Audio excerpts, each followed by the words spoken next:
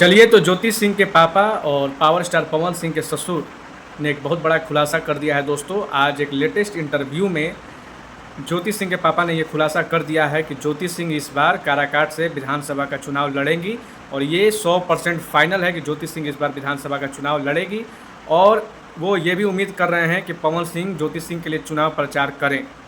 उनका कहना है कि जिस तरह से ज्योति सिंह ने पवन सिंह के लिए लोकसभा चुनाव में काराकाट में पवन सिंह के लिए प्रचार किया था, कड़ी धूप में लगातार मेहनत किया था, पैर में छाले पड़ गए थे, तबीयत सही नहीं था, लेकिन इसके बावजूद भी जो है ज्योति सिंह चुनाव प्रचार की थी पवन सिंह के लिए।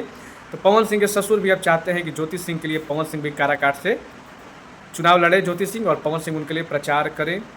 और दूसरी तरफ जो है पवन सिंह के ससुर का तबीयत भी ख़राब था।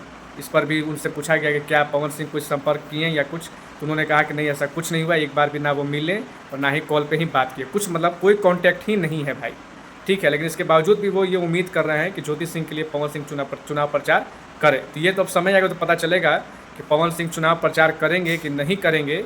वैसे लग तो नहीं रहा है, लेकिन हाँ, ज्योति सिंह पूरा जान झोंक दी थी पवन सिंह के लिए, इसमें कोई शक नहीं। इसका गवाह पूरा काराकाट क्षेत्र था, पूरा जनता था भाई। अब देखना है कि जब ज्योति सिंह चुनाव लड़ती है तो पवन सिंह प्रचार करेंगे कि नहीं करेंगे। और ज्योति सिंह एकदम फाइनल हो चुका है कि काराकाट क्षेत्र से चुनाव लड़ेंगी।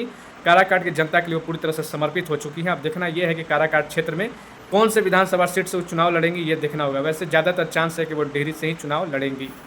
बाकी इस पर आप लोग क्या सोचते हैं, अपना राय कमेंट बॉक्स में दीजिए।